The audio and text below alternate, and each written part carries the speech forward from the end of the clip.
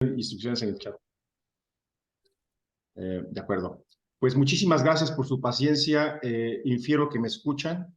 Y si no, por favor, háganme alguna seña. Estoy viendo también el WhatsApp web por si alguno me quiere comunicar. Muy bien. Entonces empiezo. Disculpen este glitch que tiene que ocurrir casi por definición.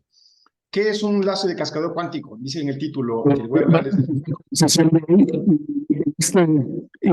empezando este área sobre física atómica y molecular. En la primera plenaria tenemos al doctor Antonio Marcelo Juárez Reyes. Él es de la UNAM, del Instituto de Ciencias Físicas en Cuernavaca, y nos va a hablar sobre el efecto autodeterminado en el cascadeo cuántico.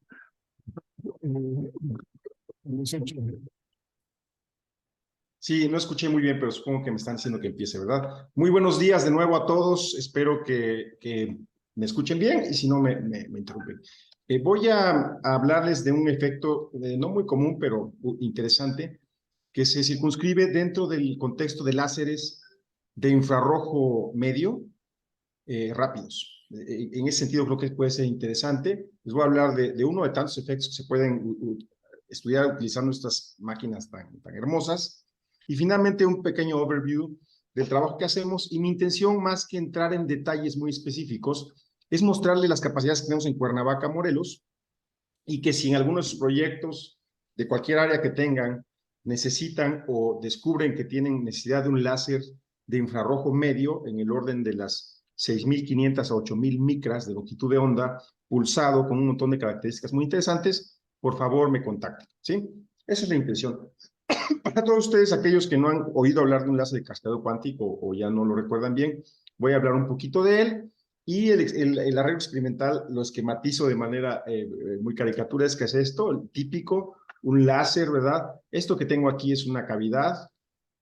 Detectores no criogénicos para detectar infrarrojo medio, son de nueva generación. Los antiguitos necesitaban helio líquido, criostatos. Un sensor que nos permite capturar señales muy pequeñitas, muy rápidas. Este Boxcar llega a transistores de picosegundos. No estamos usando esa capacidad, sino nanosegundos. Y esta, que es la estrella del show, que es el láser de cascadeo cuántico. Por supuesto, magnificamos y engrandecemos la capacidad de absorber mid-infrared con cavidades ópticas. Esa es una de las cosas que hacemos en el instituto, ¿sí? Entonces, ¿para qué sirve esto? En general, ¿para qué lo hemos usado? Una de las aplicaciones de láseres de cascadeo cuántico, el mid-infrared, es la detección de trazas, es decir, moléculas altísimamente diluidas. Aquí estoy hablando de partes por trillón, o sea, partes por millón de millones, es el trillón gringo. Análisis de trazas, análisis muy rápido de especies transitorias, por ejemplo, las que ocurren en plasmas. Y cuando hablo de rápido, hablo de escaneos del orden de decenas de megahertz por nanosegundo. Es decir, digo, no tan rápido como pico femto, pero hay un montón de fenómenos transitorios en los cuales esta capacidad de hacer escaneos en frecuencia a esta velocidad puede ser útil. Y obviamente lo que les presento ahí cosas es del efecto autoheterodino. ¿Cómo se ve en la realidad? Ya les presenté la caricatura. La realidad es esta, es un láser de cascadeo cuántico que son bienvenidos si les interesa venir a usar a Cuernavaca. Los detectores MCT, que son detectores para infrarrojo medio no criogénicos, tienen sus peltiers adentro y un montón de arreglos muy interesantes que los hacen básicamente portables y plug and play, ¿no? Lo cual, para los que han trabajado con infrarrojo medio en el pasado, representa una simplificación interesante, ¿verdad? ¿Cómo funciona el láser de cascadeo cuántico? Muy rápidamente los regreso al COEN 1, capítulo 1, un pozo cuántico con sus eigenvalores, 3 niveles en los cuales, por supuesto, jugando con las velocidades radiativas, uno puede generar una población, una inversión de población, y tienen ustedes un láser, ¿de acuerdo? Este es el concepto caricaturesco de un láser. Hay, por supuesto, un montón de complejidades. Los láseres de cascadeo cuántico se postularon en los 60s y solo se pudieron hacer hasta los 90s porque hay un detalle. Aquí no se presentan los fonones, eso está en un medio sólido. Entonces, la inversión de población pelea fuertemente con el acoplamiento fonónico, pero eso es ciencia de materiales. Una vez que ustedes conciben este pozo cuántico, imagínense ahora poner uno tras otro, ¿de acuerdo? Como esquematiza esta figura. y después aplicando un potencial eléctrico, se genera una cascada. ¿Qué es lo que se logra con este ingeniosísimo arreglo? Que la transición láser que ocurre, vamos a ilustrar en este pozo 1, pasa del nivel superior, no sé si tengo una imagen aquí abajito que no lo ilustra, pero por cascada, por tunelaje cuántico, vamos, en el pozo 1, ya vieron que hay varios pozos, en el pozo 1 ocurre la transición láser y por tunelaje cuántico se baja el electrón y mágicamente aparece en el estado superior del siguiente pozo. Ese es el increíble e ingenioso truco de los láseres de cascadeo cuántico, que el medio de ganancia multiplica por n su capacidad de generar fotones a partir de un solo electrón. Entonces son láseres muy eficientes, construidos ya en la vida real con estructuras heterogéneas, ¿no? Heterostructures. Entonces, ¿cuál es el punto central de esto? Tenemos un láser cuya longitud de onda de emisión no depende del medio de ganancia, aquí es una parte fundamental, sino de la topología. En algún sentido es un láser topológico, un láser cuyas posibilidades de radiar en una frecuencia dependen de su geometría. Este es el mensaje que les quiero dejar y es una cosa muy interesante porque si uno modifica esa geometría, entonces uno modifica la longitud de onda. ¿Qué significa esto? Que efectos térmicos controlados pueden hacer que la cavidad cambie sus propiedades de emisión y su longitud de onda de manera muy rápida. Ese es el truco fundamental. Entonces, como pueden ver ahí, se pueden hacer escaneos muy rápidos en el rango del mid-infrared, que ahorita con el lanzamiento del James Webb y de hecho en otros rangos en biomédicas ya estaban de moda, es un rango muy útil porque explora la región de fingerprinting, le llaman, fingerprinting region of molecular spectra, es decir, donde las moléculas absorben de manera más entusiasta. Entonces, bueno, es una conferencia que presenté también en el Storage Ring en Estocolmo y se puede usar para estudios de afinidad aniónica de muy bajas energías. Disculpen mi tos. El punto central, les digo, es que cuando uno inyecta la corriente para que el láser opere, hay un efecto que se llama chirping, que es como gorjeo o trino, que induce un barrido de frecuencia muy rápido. En el caso de nuestro QCL es de 20 MHz por nanosegundo. Y entonces tiene uno el reto de capturar ese fenómeno o los fenómenos que ocurran en esas escalas de tiempo, es decir, hacer espectroscopía resuelta en tiempo, y para eso necesita uno este instrumento tan hermoso que es el Boxcar, que bueno, no voy a entrar en detalles, los invito enfáticamente a que nos visiten en Cuernavaca o me contacten al correo que voy a poner al final, lo que está al principio de la presentación, si les interesara. Y mi punto, repito, es que ustedes piensen en sus problemas de espectroscopía o estado sólido o biofísica, qué sé yo, y piensen en esta herramienta. Quiero ilustrar con un ejemplo muy concreto cómo usamos esto, ¿sí? Este es un fenómeno que se conoce en resonancia nuclear desde hace tiempo, pero que en láseres no se ha explorado tanto, en mi opinión. Y el fenómeno físico es muy sencillo. Tengo poco tiempo, pero voy a ir rápido. Imaginen ustedes que pueden generar una rampa muy rápida, este es tiempo, generan un pulso cuadrado de intensidad, esta es intensidad, pero cambian la frecuencia de manera continua, lineal, como función del tiempo. Como verán, este es un artículo original para radiofrecuencia, pulsos de Maser. El escala es picosegundos, pero el punto central es si ustedes tienen este pulso y lo hacen incidir en un medio resonante, puede ser un oscilador armónico, ¿verdad? En el caso clásico es un análisis hermosamente analítico.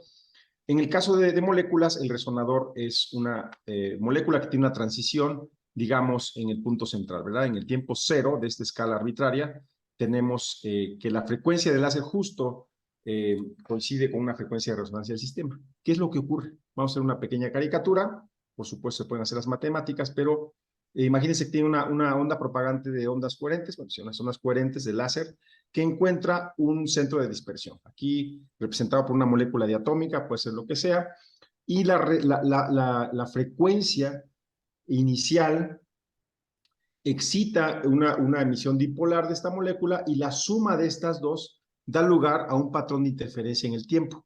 Esto, por supuesto, el efecto heterodino se conoce desde hace años y es la mezcla de dos frecuencias diferentes. Autoheterodino en este caso proviene del hecho de que el átomo recibe una frecuencia y genera a su vez una respuesta en esa misma frecuencia con un retraso de fase. Esa es la parte central. Y ese retraso de fase induce una interferencia temporal, ¿verdad? Por supuesto, se puede describir matemáticamente, arriba está la caricatura y abajo las matemáticas, ¿verdad? ¿Cuál es el punto central? Mensaje que hay que llevarse a casa, ahorita lo digo, pero aquí hay otra cosa interesante, ¿sí? Este aparentemente es un espectro normal de agua. Las transiciones que ven ahí son transiciones rotacionales en la molécula del agua, pero tiene una sutileza. Aquí en nuestra cavidad de Harriot diluimos el agua, este volumen de agua en niveles de parts por trillón, parts por mil millón, y se puede hacer espectroscopía en esos niveles de dilución. Es una parte importante y es relevante en el caso de fenómenos en los cuales se generan especies reactivas muy rápidas. Supongan ustedes que se paran en una de esas resonancias. Esto que les estoy mostrando son datos reales de nuestro experimento. Se paran ustedes en esta resonancia 7, por ejemplo, fijan el láser en esa frecuencia, y cuando digo fijan, es un decir, porque cada que ustedes pulsan, el láser hace este trino, este downscan de 20 nanosegundos, 20 megahertz por nanosegundo, y el fenómeno de dependencia temporal que les mostré, de interferencia temporal, que se llama efecto autoheterodino, se manifiesta hermosamente aquí en esta gráfica. Desgraciadamente hay dos transiciones, no es tan limpio, pero pueden apreciar a partir de este punto, efectos de saturación, son datos reales experimentales. A partir de este punto hay una transición rotovibracional y empiezan las oscilaciones atenuadas de un oscilador, ¿verdad? Y el punto hermoso de esta técnica es que hay una expresión analítica para expresar este fenómeno, y esta expresión analítica puede ajustarse y extraer de ella, como hacemos los espectroscopistas, polarizabilidades y propiedades, fuerzas de oscilador de aniones y cantidades que son siempre útiles en espectroscopía. En la última parte de los siguientes minutos me gustaría dejar espacio para preguntas o comentarios, a pesar de los technical glitches. Es mostrarles algunos ejemplos de lo que hemos hecho y podemos hacer, y por supuesto, si ustedes tienen ideas en líquidos o sólidos, que mi área es más bien fase gaseosa, son bienvenidos a platicar con nosotros. ¿Qué cosas hemos hecho? Entonces le puse the fast, the diluted and the furious. Lo rápido, lo diluido y lo furioso. Ahorita les explico por qué. Lo rápido. Estamos interesados por muchas razones. En el grupo trabajamos con plasmas y ha habido esfuerzos anteriores de medir trazas de N2O, por ejemplo, en descargas transitorias muy rápidas. Tiene eso relevancias atmosféricas. Entonces, el punto central es que usé mi enlace de cascadeo cuántico para probar la capacidad de medir este nitrous oxide en un plasma usando esta capacidad. Entonces, esta espectroscopía que ven aquí es espectroscopía de NO2, una transición rotovibracional nuevamente, pero tomada con el modo ultra rápido, ¿verdad? Estamos hablando de escaneos de decenas de megahertz por nanosegundo. Por supuesto, limitados en rango, ¿no? No va más allá de medio centímetro a la -1 de rango, pero si uno sabe dónde está la transición, uno puede ver cosas, ¿verdad? Ese es el rápido. Entonces, es el mensaje que quiero dejarles. Se puede hacer espectroscopía rápida en infrarrojo medio de especies transitorias, especies que probablemente viven nanosegundos y reaccionan con otras o se convierten en otra cosa. Uno tiene la posibilidad de verlas en el acto de vivir usando este láser que gorjea o trina como un pájaro. The Diluted, ya les mostré esta espectroscopía que parece convencional, se ve un espectro normalito, ¿verdad? En este caso de agua, pero que es muy, muy altamente diluido. ¿Por qué podemos hacer esto? Porque hacemos espectroscopía convencional, es decir, Beer-Lambert clásico, pero con cavidades ópticas. En un buen día, una de las cavidades que construimos de la técnica IBBCS, que se llama, tiene una trayectoria eficaz de 10 kilómetros. La reflectividad de los espejos es increíblemente alta y podemos llegar a cavidades equivalentes, si fuera Beer-Lambert, de 10 kilómetros. Y eso, por supuesto, abre la posibilidad de ver muestras muy, muy diluidas. En días menos de presumir, usamos cavidades Harriot, que son cavidades de reflexión con agujeritos, y esas en un día normal nos llevan a cavidades de 100 metros de longitud, 80 metros, que son bastante razonables. Y si uno acopla esto a un láser de infrarrojo medio, en el cual las fuerzas de oscilador, las fuerzas de absorción para la luz son muy altas, se pueden llegar fácilmente a estos niveles de dilución. Entonces son espectroscopías convencionales, pero con muestras altamente diluidas. Y ustedes pensarán en algunos usos. Por supuesto, hay usos biomédicos y los hemos explorado. Y lo furioso es porque podemos hacer espectroscopía dentro de plasmas. Es una técnica viejita, ya bien establecida. Imaginen ustedes que tienen un hollow cathode, una descarga de cátodo hueco o cualquier otra descarga de cátodo plano. Y si disparan su láser en la región de Crookes, una región muy particular del plasma, se inducen transitorios eléctricos en el plasma, ¿verdad? Se inducen transitorios eléctricos, disculpen, tengo una llamada aquí, transitorios en el plasma y se puede hacer espectroscopía nuevamente de especies reactivas o especies que solo viven en plasmas y que no pueden extraerse del plasma. Y esta técnica nos permite estudiarlos, ¿verdad? Y ya estoy acabando.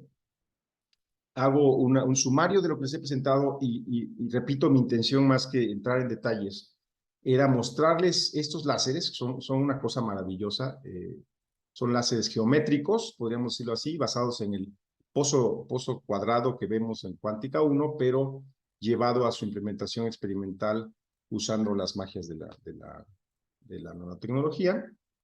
Y teniendo estos láseres se pueden hacer escaneos muy rápidos. En el modo ultra rápido de gorjeo puedo hacer escanes de 30 MHz por nanosegundo, 30 MHz por nanosegundo. En el modo normalito se puede hacer un escaneo de 2000 nanómetros en 3 segundos aproximadamente. Entonces son máquinas muy nobles, si se acoplan a cavidades se vuelven muy poderosas y me interesaría mucho ir, si hubiera en la comunidad que me está escuchando, aplicaciones potenciales en líquidos o sólidos, que las hay, sería interesante, ¿verdad? Para iones negativos es útil. Y deliberadamente corta mi plática. Agradezco mucho que se hayan parado, es la sesión de los gallos.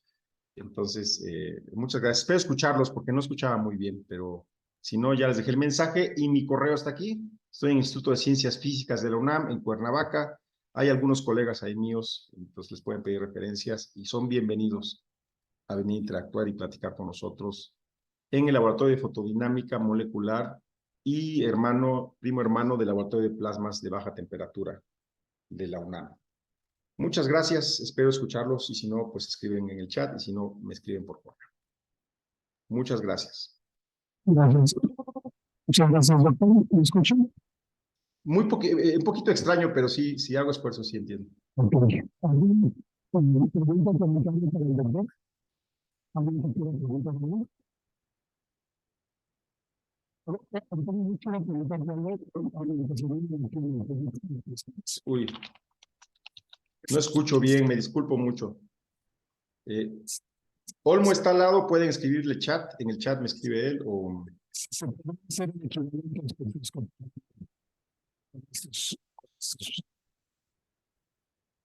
No escucho, lo lamento mucho, no escucho.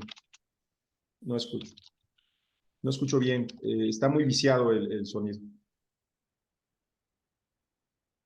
Me está escribiendo Olmo, si me dan un minuto. Si hubiera el equivalente a espectroscopía Raman, no, porque en Raman necesitas excitar con un láser de frecuencia más alta. Aquí déjeme pensar, el equivalente de Raman, si partes con una transición de infrarrojo medio, probablemente podría ser transiciones en terahertz. Estoy especulando nada más. Sería un Raman en terahertz, porque el láser, el fotón original tiene muy poquita energía, ¿no? Es un fotón de 180 volts. Pero si ustedes tienen estructura hiperfina en su sistema, en principio sí, ¿verdad?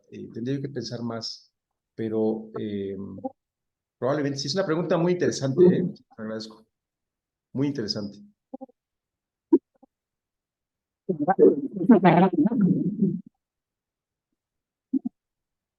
Olmo me está traduciendo lo que dicen porque no escucho, en verdad se vicia muchísimo.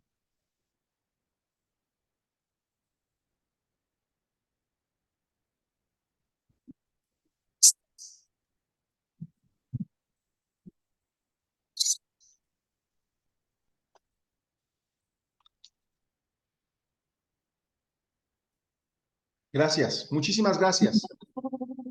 Espero que tengan un congreso muy exitoso. Lamento no estar ahí, pero muy buena suerte. Aquí sigo.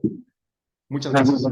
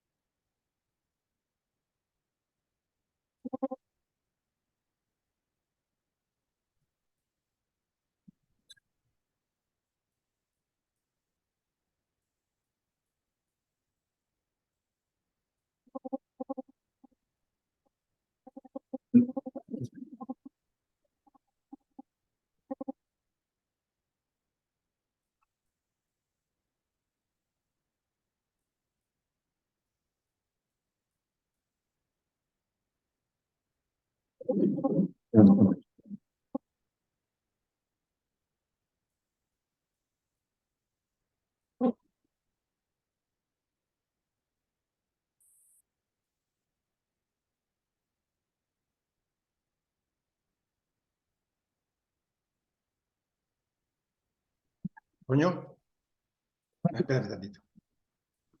Ahí estás. Espérame.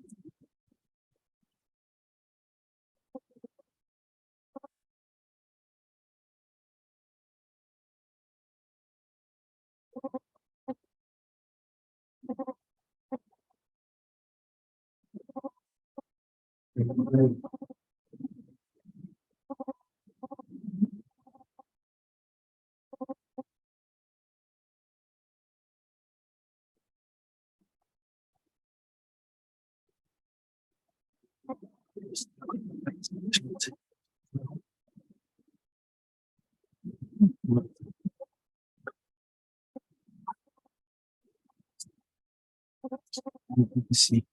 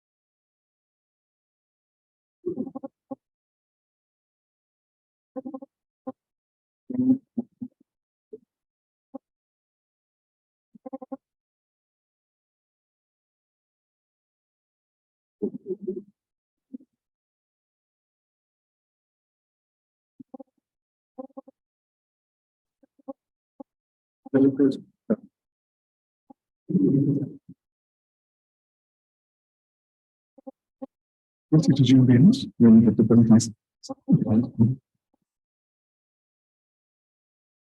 Bueno, esto es un problema que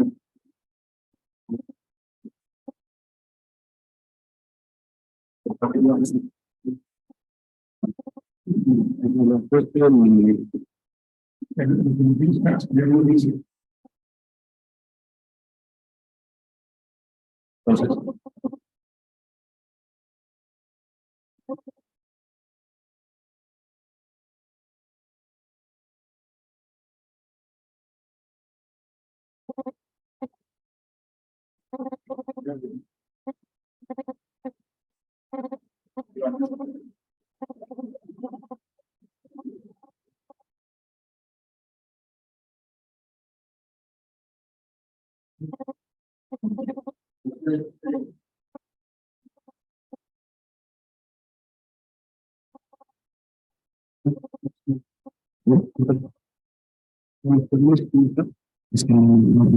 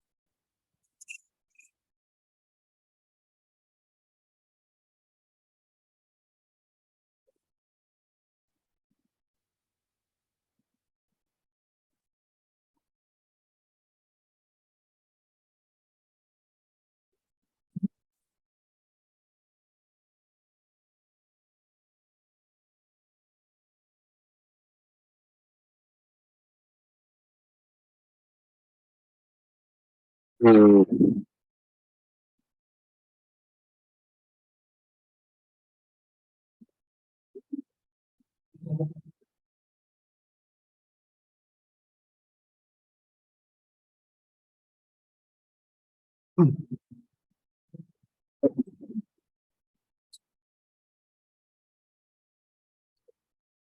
para dejar los niveles y para no moverle. Sí. La siguiente plática es procesos de ionización en colecciones de una microdosis de un tipo molecular de ciencias físicas de los. Siguiente, por favor. Ampliándolo adelante. Puede pasar la siguiente.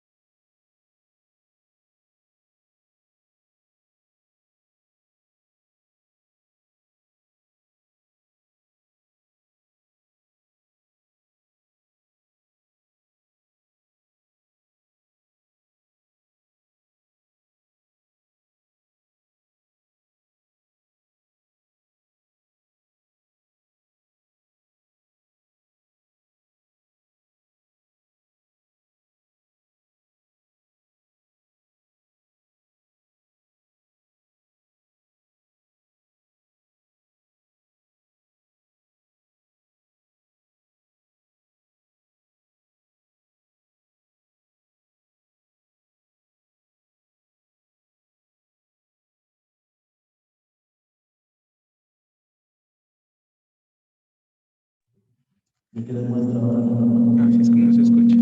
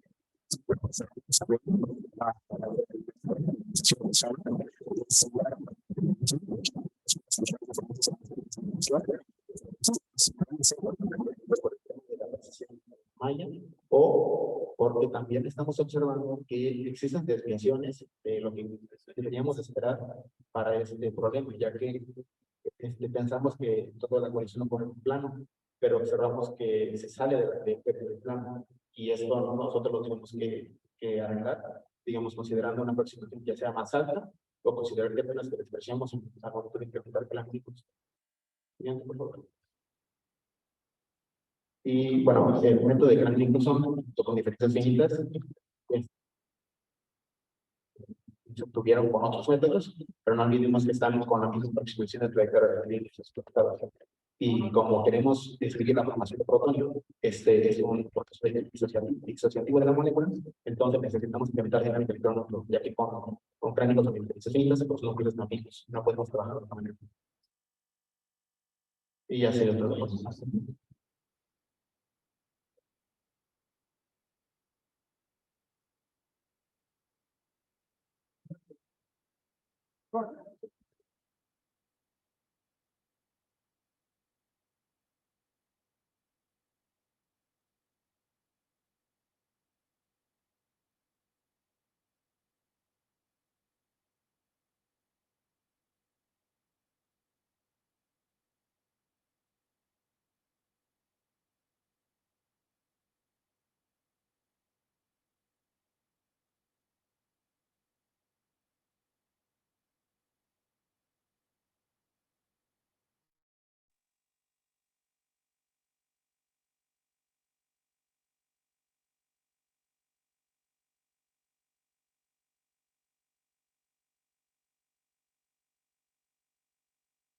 Esto de los tiempos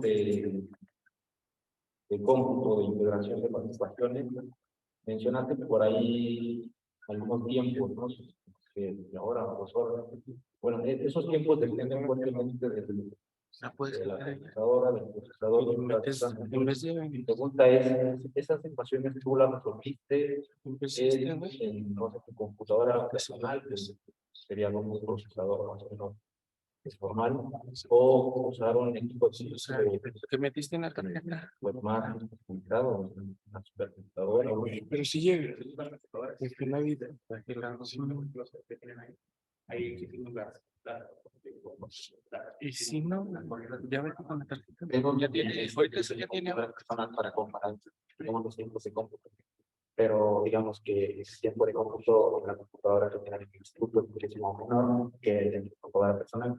Nada más una comparativa entre el cómputo en mi computadora personal para las dos, digamos, los dos sistemas, pero varía mucho el tiempo de la computadora. ¿En cuánto?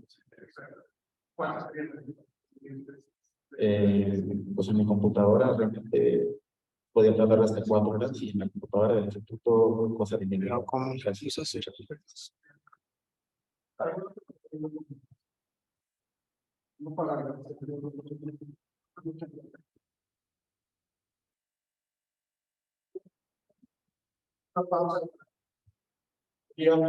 Si ya la sala está una Camacho. Gracias. Freddy Jackson Jóvenes y César Enrique Terán. Muchas gracias. Para que pueda pasar y darle su plática aquí, ¿verdad? Para que no perdamos tiempo en estas salas. Muchas gracias por esta sesión. Nos vemos en 20 minutos.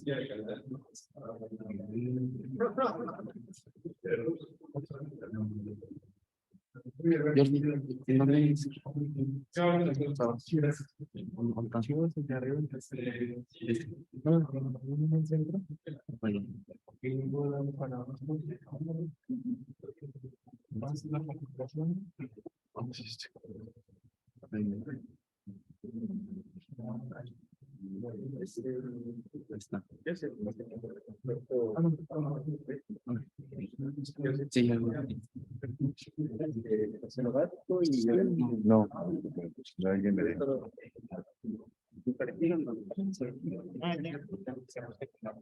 No, donde, pero más opcional. Bueno, en mi caso, No,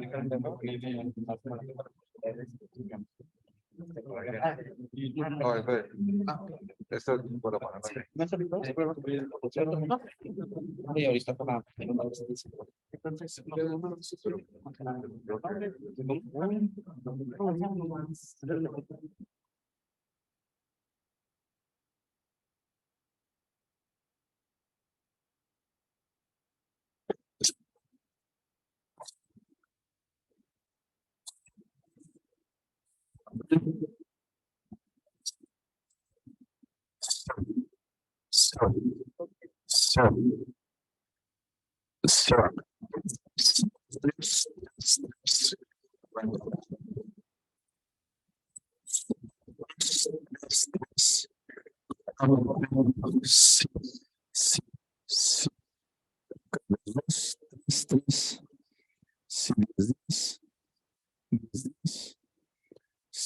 Dos, dos, tres, tres, cuatro, cuatro, dos, dos, dos, dos, sí, sí, sí, ok, dos, dos, dos, dos, tres, tres, cuatro, cuatro, micrófono inalámbrico 1010, prueba de sonido 1010, dos, dos, tres, tres, cuatro, cuatro, Muy buenos días, tengan todos ustedes. Estamos realizando algunas pruebas de sonido 1010.